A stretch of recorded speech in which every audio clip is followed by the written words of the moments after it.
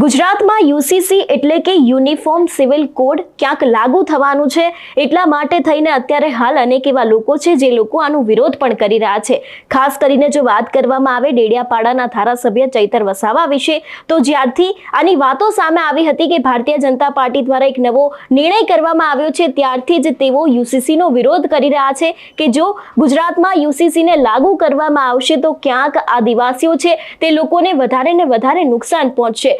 પરંતુ ફરી એક વખત ચૈતર વસાવા ક્યાંક ભારતીય જનતા પાર્ટીની સામે યુસીસીને લઈને લડી લેવાના મૂડમાં હોય તેવું દેખાયું છે।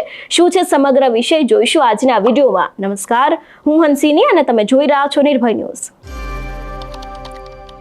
ગુજરાતમાં યુસીસી લાગુ થાય એ માટે થઈને અત્યારે હાલ અનેક એવા નિર્ણય લેવામાં આવી રહ્યા છે અને ખાસ કરીને અનેક એવી સમિતિની રચનાઓ પણ કરવામાં આવી છે જેથી કરીને ગુજરાતમાં યુસીસીને લાગુ કરવામાં આવે। પરંતુ જો ક્યાંક યુસીસી લાગુ થશે તો અનેક એવા આદિવાસીઓ છે જે લોકોને નુકસાની વેઠવાનો વારો આવશે એવા આક્ષેપો ચૈતર વસાવા દ્વારા કરવામાં આવ્યા છે।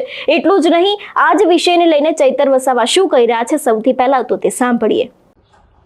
આજે ગુજરાત સરકાર દ્વારા ઉત્તરાખંડની રાહે ગુજરાતમાં પણ સમાન સિવિલ કોડ લાગુ કરવાની તજવીજ હાથ ધરવામાં આવી છે। તેના માટે ગુજરાત રાજ્યમાં સમાન સિવિલ કોડ સમિતિ બનાવવામાં આવી છે અને આ સમિતિ દ્વારા ગુજરાતના તમામ જિલ્લાઓમાં જઈને ત્યાંના રાજકીય, સામાજિક અને ધાર્મિક આગેવાનોને સાથે રાખીને એમના સૂચનો અને મંતવ્ય લેવામાં આવી રહ્યા છે।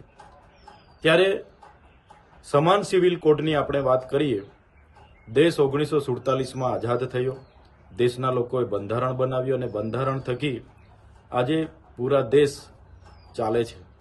બંધારણમાં તમામ ધર્મ, જાતિ અને જ્ઞાતિના લોકોને પોતપોતાના પ્રાવધાનો આપેલા છે અને એકબીજા પ્રત્યેના સન્માન સાથે આજે તમામ નાગરિકો દેશમાં ખૂબ સુલે શાંતિથી જીવી રહ્યા છે।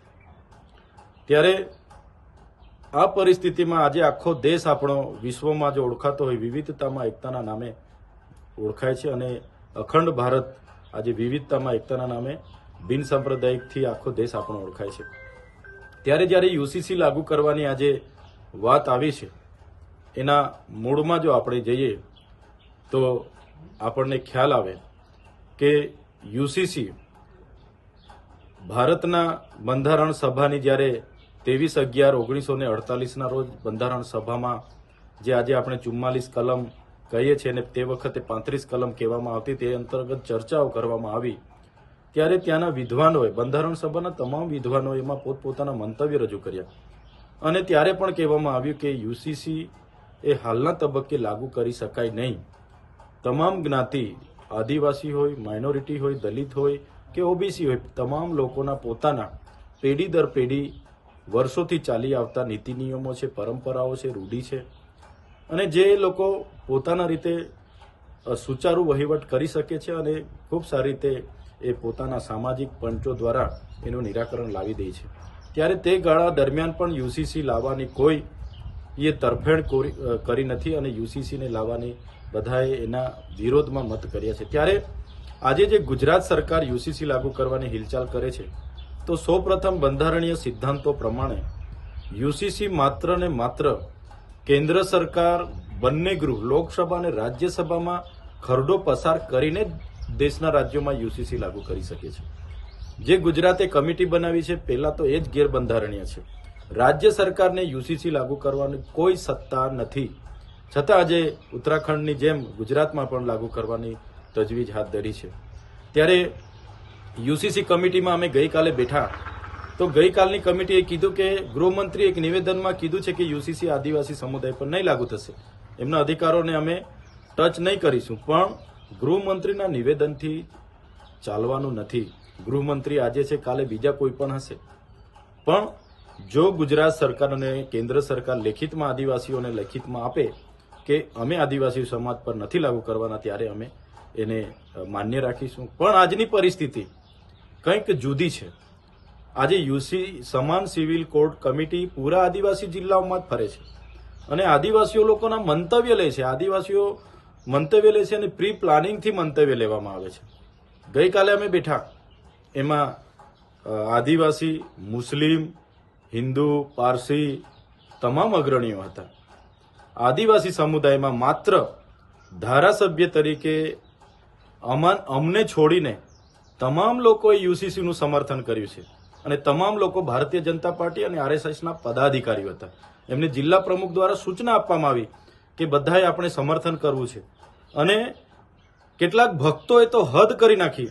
અમારા ડેડિયાપાડાના એક એડવોકેટ છે, એક સંસ્થાના સંચાલક સોનજીભાઈ વસાવા છે, એક સંપ્રદાયના ગાદીપતિ ખુમાનસિંહ મહારાજ છે. એમણે તો ભાર દઈને કીધું કે યુસીસી લાગુ થવી જ જોઈએ અને આદિવાસીઓ પર પણ લાગુ થવી જોઈએ, આદિવાસીઓને પણ આમાં સમાવેશ કરો.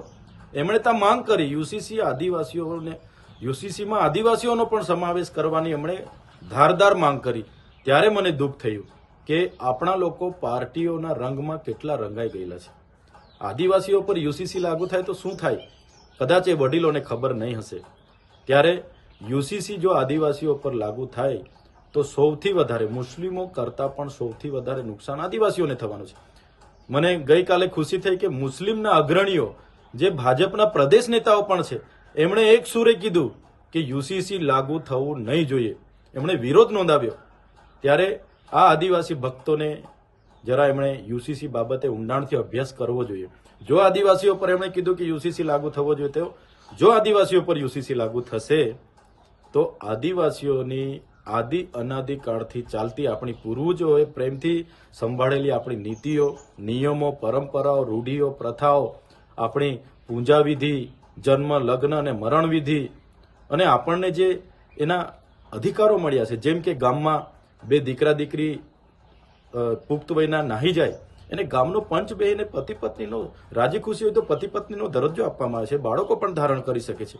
કોઈને મેળ મળાપ નથી આવતો તો પંચ બેસીને એને છૂટાછેડા આપવામાં આવે છે. કોઈને દીકરી છે એમને ગોદ ભરાય પણ કરે છે, એમને ઘર જમાઈ લાવીને ઉત્તરાધિકારી નક્કી થાય છે. એવી રીતના કોઈને બહુપત્નીત્વ પણ આદિવાસી સમાજમાં, બહુપતિત્વ પણ આદિવાસી સમાજમાં છે. વિધવા અને વિધુર થઈ ગયા પછી એને પુનઃ લગ્ન કરવા માટેની પણ આદિવાસી સમાજ છૂટ આપે છે.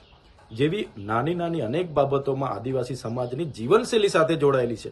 એ આ વડીલોને કદાચ ખબર નહીં હશે અને આ બધું મટી જશે તે દિવસે આદિવાસીની સંસ્કૃતિને અસ્તિત્વ મટી જવાનું છે અને તે દિવસે આદિવાસી તરીકે આપણે બધા મટી જવાના છે. ત્યારે આ વડીલોને ખબર હોવી જોઈએ. એમણે જે ભાર દઈને કીધું કે આદિવાસી સમાજને પણ આમાં સમાવેશ કરો, આદિવાસીઓ પણ યુસીસી લાગુ કરો, ત્યારે એ વડીલોને હું કહેવા માંગુ છું, એ એડવોકેટોને હું કહેવા માંગુ છું, તમે જે ભણ્યા છો એ અનામત શૈક્ષણિક અને અમારા જેવા જે ધારાસભ્ય અને સરપંચથી લઈને સાંસદ સુધીનું જે આપણને આ વિસ્તારમાં રિઝર્વેશન મળ્યું છે ને, એ આ અનામતના લીધે મળ્યું છે. જે દિવસે યુસીસી લાગુ થશે, અહીંયા સરપંચ, તાલુકા પ્રમુખ, તાલુકા પંચાયત, જિલ્લા પ્રમુખ, જિલ્લા પંચાયત અને ધારાસભ્ય, સાંસદની તમામ બેઠકો જનરલ આવશે. તે દિવસે તમે લડી શકવાના છો. એવી રીતને અનુસૂચિ 5માં જળ, જંગલ, જમીન અને ખનિજો પરના પ્રાવધાનો આપણને આપ્યા છે. ગ્રામ સભાને પાવર આપ્યો છે. એની પરવાનગી વગર કોઈ આવી શકતું નથી. પેસા એક્ટ 1996 એ આપણને સ્પેશિયલ પ્રાવધાન છે. એના વગર કોઈ બીજા આ વિસ્તારમાં ઘૂસી શકતા નથી. વન અધિકાર અધિનિયમ 2006 અંતર્ગત આપણને જંગલ જમીન ખેડવાનો અધિકાર મળ્યો છે ભાઈ. અનુસૂચિત જાતિ જનજાતિના અત્યાચાર નિવારણ માટે 1987 નો એટ્રોસિટી એક્ટ જે આપણને રક્ષણ આપે છે. આપણી જમીનો કોઈ છીનવી ના લે એના માટે 73 એનો કાયદો બન્યો છે. આવી પ્રાવધાન સંવિધાને આપણને આપ્યું છે. એ યુસીસી લાગુ થવાથી ખતમ થઈ જવાનું છે. આજે યુસીસી માટે કેમ ભારતીય જનતા પાર્ટીને ઉતાવળ છે? કેમ કે એમણે 1980ના દાયકાથી 1990 2004 સુધી એમના ચૂંટણી ઢંઢેરામાં લખેલું છે. 3 મુદ્દા લખેલા છે, તમે જોઈ લેજો. લાલકૃષ્ણ અડવાણીની અધ્યક્ષતામાં 1980, 90 અને 2004 સુધીના દાયકામાં જેટલી પણ લોકસભાની ચૂંટણી લડી છે એમણે કીધું છે એમણે 3 મુદ્દા પર ચૂંટણી લડી છે. એક તો કાશ્મીરમાંથી 370 અમે હટાવીશું, અયોધ્યામાં રામ મંદિર બનાવીશું અને ત્રીજું સમાન સિવિલ કોડ લાગુ કરીશું અને બધા પર લાગુ કરવાની વાત છે. ત્યારે સૌથી વધારે આદિવાસી, માઇનોરિટી, દલિત અને ઓબીસી સમાજને આમાં ખૂબ મોટું નુકસાન થવાનું છે. જેમના પોતપોતાના નીતિ નિયમો છે, જેનાથી એ લોકો આજે ચાલે છે, તો શું જરૂર પડી છે? આજે પૂરા દેશના લોકો શાંતિથી જીવે છે. ત્યારે આજે અંદર વિખવાદ ઉભો કરવા માટે, વિવાદ ઉભો કરવા માટે, વર્ગ વિગ્રહ ઉભો કરવા માટે આ યુસીસીના નામે સરકાર આવી રહી છે ને એ માત્ર એટલો એમનો ચૂંટણીને લગતો એજન્ડા છે. આ કોઈ તમામ સમાજનો ઉદ્ધાર થવાની વાત નથી. સમાનતાની મોટી મોટી આ સરકારો વાત કરે છે. આજે આદિવાસી સમાજની પરિસ્થિતિ શું છે? આજે આદિવાસી સમાજના 78 વર્ષ આઝાદીના થઈ ગયા. કોણ આદિવાસી દલિત લોકો સાથે રોટી બેટીનો વ્યવહાર કરે છે? બતાવો મને. એટલા માટે ગત રોજ અમે સ્પષ્ટ શબ્દમાં યુસીસીનો વિરોધ કર્યો છે, કરતા રહીશું. આવનારા દિવસોમાં માત્ર આદિવાસી નહીં પણ કોઈ પણ જાતિ નાતિના લોકો પર યુસીસી લાગુ નહીં થવી જોઈએ. કોઈ જરૂર નથી, ઉતાવળે આપણે કોઈ જરૂર નથી. જે દિવસે તમામ વર્ગના લોકો સમાનતામાં આવી જશે તે દિવસે તમે યુસીસી લાવશો, ચોક્કસ અમે સમર્થન કરીશું. પણ હાલના તબક્કે આવનારા દિવસોમાં પૂરા આદિવાસી, માઇનોરિટી, દલિત, ઓબીસી અને તમામ જે પણ લોકો યુસીસીના ખિલાફમાં છે, વિરોધમાં છે, બધા જ લોકોને આહવાન કરીશું અને તમામ જિલ્લાઓમાં જઈને એની જનજાગૃતિ માટેની મિટિંગો કરીશું. અને રાજ્ય સરકાર જે યુસીસી લાવવાની ઉતાવળી બની છે એને રોકવાનું કામ અમે કરીશું. અને એને જે ગેરબંધારણીય